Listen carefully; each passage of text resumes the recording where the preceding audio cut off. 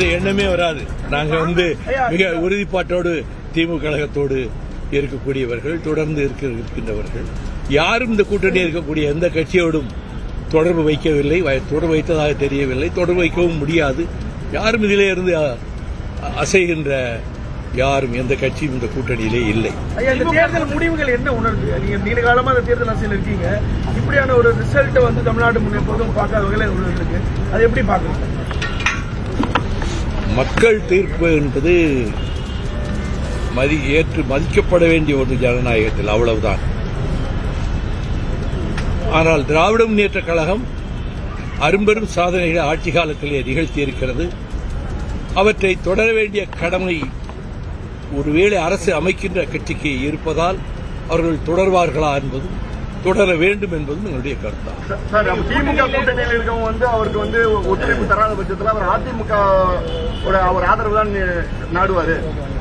பத்திரிகையாளர்கள் நீங்கள் தான் 6 இடம் கணிச்சு தினம் ராத்திரியில சர்ச்சைகள் நடத்தி விவாதங்கள் மேற்கொள்றீங்கல்ல, இந்த கருத்துக்கள் அங்க பரிமாறப்படும். பெரிய கேட்ட கேள்வி இல்லை. கூட்டணியோடைய மிக முக்கியமான மோதல் நீங்க கூட்டணியில் இருக்கக்கூடிய மற்ற கட்சிகள் பெரும்பான்மைக்கான ஆதரவு கொடுக்கக்கூடிய நிலைக்கு போகும்போது உங்கள் நிலைப்பாடு இருக்கு? ஒரு காலம் இங்க இருக்கக்கூடிய எந்த கட்சியும் அந்த முடிவுக்கு வராது.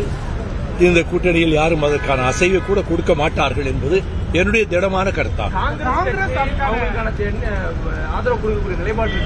நான் இன்னொரு கட்சியை பற்றி அந்த கட்சிக்குள்ளே நடப்பதை பற்றி எல்லாம் நான் பொதுவாக கருத்து சொல்லவே மாட்டேன். திமுக கூட்டணி கட்சிகள் ஒருபோதும் இந்த கூட்டணியை விட்டு போக மாட்டார்கள், அதற்கான முடிவை எடுக்க மாட்டார்கள், ஒரு அசைவும் இருக்காது என்று வைகோ தெரிவித்திருக்கிறார். தற்பொழுது அவருடைய இந்த பேட்டியில் இந்த கூட்டணி வலுவாக இருக்கிறது, ஒரு பிடிப்பின் அடிப்படையில் இந்த கூட்டணியில் தொடர்வார்கள், இங்கிருந்து தமிழக வெற்றி கழகத்திற்கு செல்ல வேண்டும் என்ற எண்ணம் வராது, அங்கிருந்தும் யாரையும் தொடர்பு கொண்டிருக்க மாட்டார்கள், தொடர்பு கொள்ளவும் முடியாது என்ற வகையில் தன்னுடைய கருத்தை திரு வைகோ தெரிவித்திருப்பதை முக்கியமாக பார்க்க வேண்டியிருக்கிறது. தற்போதைக்கு 108 இடங்களோடு இருக்கக்கூடிய தமிழக வெற்றி கழகத்திற்கு கூடுதலாக 11 இடங்கள் தேவைப்படுகிறது. 11 பேருடைய ஆதரவு தேவைப்படும் சூழல்ல யாருடைய ஆதரவு அவருக்கு கிடைக்கப் போகிறது என்பதை ஒட்டி பல கருத்துக்கள் தற்போது முன்வைக்கப்பட்டு வருகின்றன. இது குறித்த பார்வையை பகிர்வதற்காக மூத்த பத்திரிகையாளர் திரு தராசு ஷாம் இணைகிறார். அவரோடு பேசலாம். சார் வணக்கம். வைகோ யாரும் திமுக கூட்டணியில் இருக்கக்கூடிய கட்சிகள் தாவேகாவுக்கு ஆதரவு தெரிவிக்க மாட்டார்கள் என்கிறார். ஆனால் திருமாவளவன் தெரிவிக்கக்கூடிய கருத்து, கம்யூனிஸ்ட் கட்சிகள் சொல்லக்கூடிய கருத்துக்கள், இவை அனைத்தையும் தொடர்புபடுத்தினால் என்ன முடிவுக்கு நாம் வர முடியும்?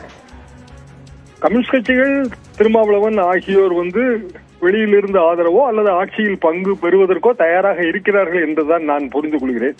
ஏனென்றால் திருமாவளவன் தேர்தல் முடிவுகள் வெளிவருவதற்கு முன்பே 2 விஷயங்களை ஒத்துக்கொண்டார். ஒன்று, அவரது கட்சிக்காரர்கள் சரியாக வேலை செய்யவில்லை என்று, இரண்டாவது கூட்டணி ஆட்சியை நோக்கி தமிழ்நாடு போகிறது என்று. இப்போது அதை மீண்டும் மீண்டும் வலியுறுத்தி கூறுகிறார். அப்படி என்றால் கூட்டணி ஆட்சி பங்கு பெறுவதற்கு அவர் தயாராக இருக்கிறார் என்றுதான் பொருள். அங்கு தாவேகாவில் இருக்கிற ஆதவ் அவர்கள் திருமாவளவன் அவர்கள் கட்சியிலே ஒரு பெரிய பதவியில் இருந்தவர் தான். ஆனந்தவுடன் புத்தக வெளியீட்டு விழாவிலே விஜய் அவர்களும் திருமாவளவன் அவர்களும் கலந்து கொண்டது ஆதவ் அர்ஜுன் ஏற்பாட்டில் தான். எனவே அவருக்கு ஆதவோடு நெருங்கிய தொடர்பு இருக்கும், ஆதரவு தருவதற்கு தயாராக இருப்பார் என்றுதான் நான் புரிந்து கொள்கிறேன். பாமகவுடன் கூட பேசிக் கொண்டிருக்கிறார்கள் என்றுதான் நான் கேள்விப்பட்டேன். சௌமியா அவர்களுக்கு துணை முதல்வர் பதவி என்று அன்புமணி அவர்கள் நிபந்தனை விதித்ததாக கூறினார்கள். தகவல் தான். சிபிஎம் 2 பேருமே தயாராக இருப்பார்கள். ஆனால் தேசிய கட்சிகள், அவர்களை பொறுத்தவர்கள் தேசிய தலைமை முடிவு செய்ய வேண்டும். இங்க இருக்கிற மாநில தலைமை முடிவு செய்து அதனால் பயனில்லை. காங்கிரஸ் கட்சிக்கு அந்த ஆசை இருக்கிறது. காரணம், தேசிய கட்சியின் தலைவர்களே இப்படித்தான் பேசிக் கொண்டிருக்கிறார்கள். எல்லாம் போக உடனடியாக தாவேகா ஆட்சிக்கு ஆபத்து இருப்பதாக நான் கருதவில்லை. ஏனென்றால் திமுகவும் சரி அதிமுகவும் சரி எதிர்க்கட்சி வரிசையில் அமர்ந்து பணியாற்றுவோம் என்று கூறிவிட்டார்கள். முதல் முறையாக தமிழ்நாட்டு சட்டமன்றத்திலே திமுக அதிமுக 2மே எதிர்க்கட்சி வரிசையிலே அமர்கின்றன.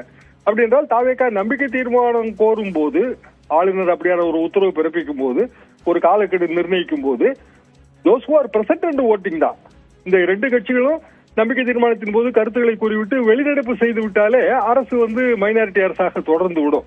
அதுபோக இடதுசாரிகள் என்ன சொல்கிறார்கள், அவர்கள் முதலில் எங்களிடம் ஆதரவு கேட்கட்டும் என்று சொல்கிறார்கள். அது சரிதான். ஒரு கட்சி ஆதரவு கேட்காமல் நாம் எப்படி போய் அவர்களுக்கு ஒரு வாலண்டியராக ஆதரவு கொடுப்பது என்பது அரசியலிலே சாத்தியம் இல்லை.